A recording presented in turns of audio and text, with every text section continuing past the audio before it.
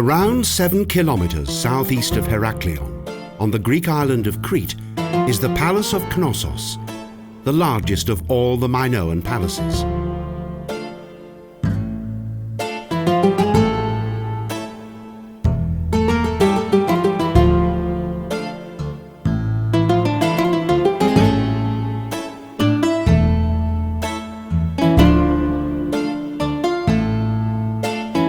The first discovery of this ancient site was made in 1878 by a wealthy businessman and lawyer from Crete.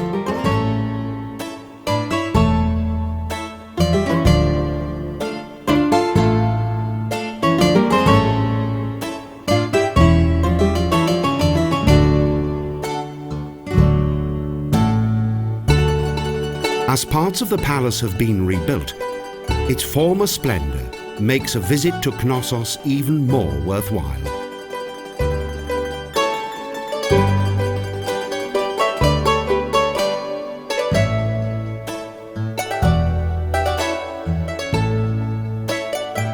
At the beginning of the 20th century, large-scale excavations of the former Minoan palace were carried out under the leadership of Englishman Arthur Evans.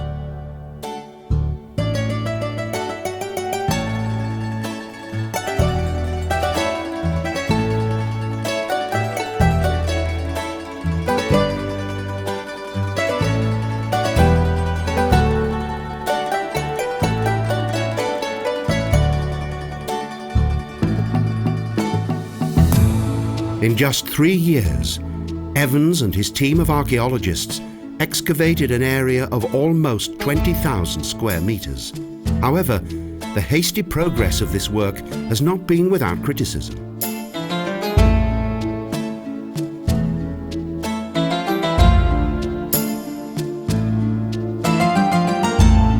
The reconstruction of the buildings as they appear today, as well as the numerous painted columns, have created a unique atmosphere of the past.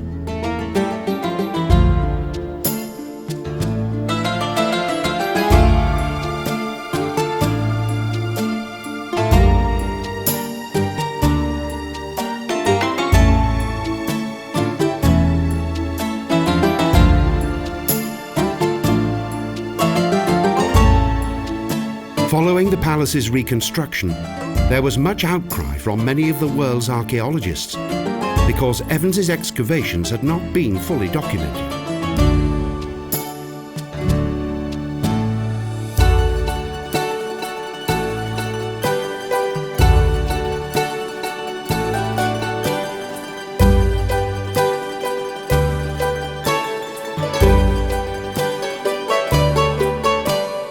Evans and his team wanted to reconstruct the ancient ruins according to the ideals of both classicism and romanticism, a combination of ancient as well as more recent architectural styles.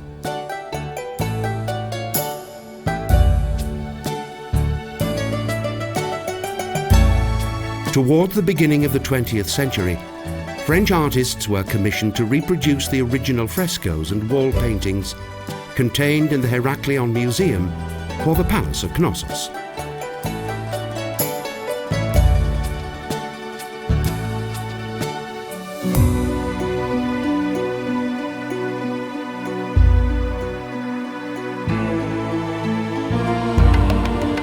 Visitors can move around the newly built areas of the palace and imagine the former life of the Minoans.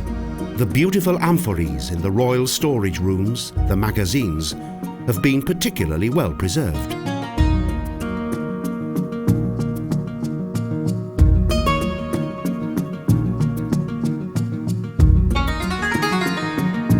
The Palace of Knossos is located on the picturesque, partly tree-covered Kefala Hill. It seems to captivate visitors from all over the world.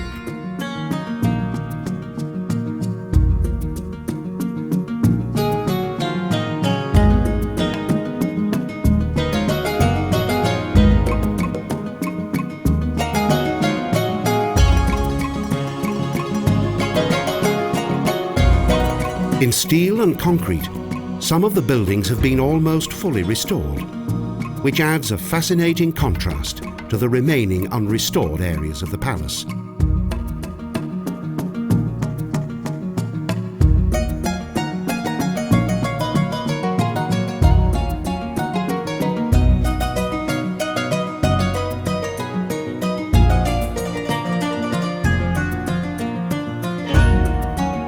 The reconstruction of the palace adds greatly to the magnificent and atmospheric experience of this 3,000-year-old building.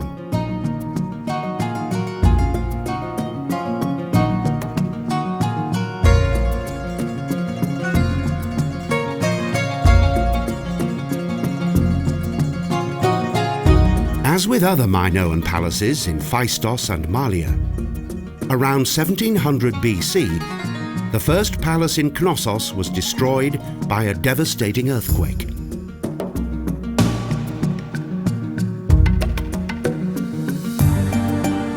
Around 100 years later, the palace was rebuilt and was simply known as the New Palace. These buildings have also been referred to as the Labyrinth of the Minotaurs.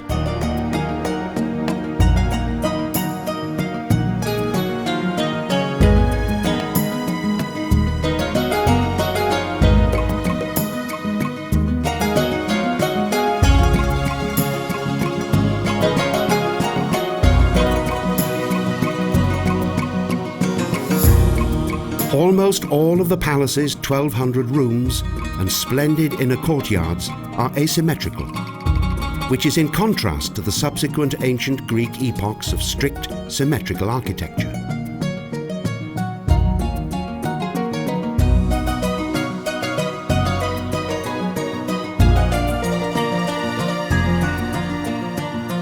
Today, it is inconceivable that the nature of the work carried out by Evans would be allowed to be repeated. But even if all these buildings are not the actual original, it's good to see them in all their glory. Under the shining blue skies of Crete are the origins of the first highly developed European culture.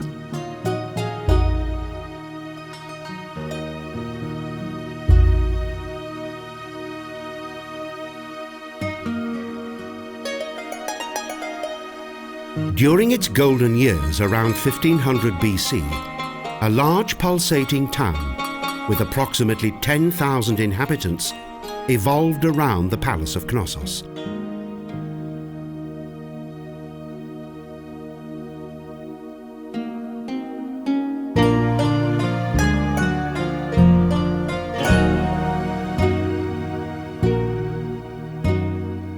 But this magnificent centre of culture came to an abrupt end, and the exact cause of the destruction and decline of the palace is still not fully known.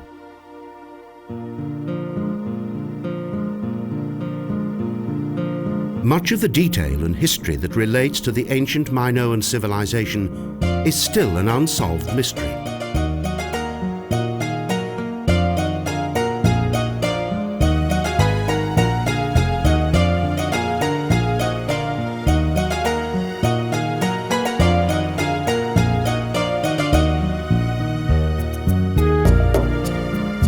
These beautiful amphories in the palace's storage chambers indicate the importance of trade in Minoan times.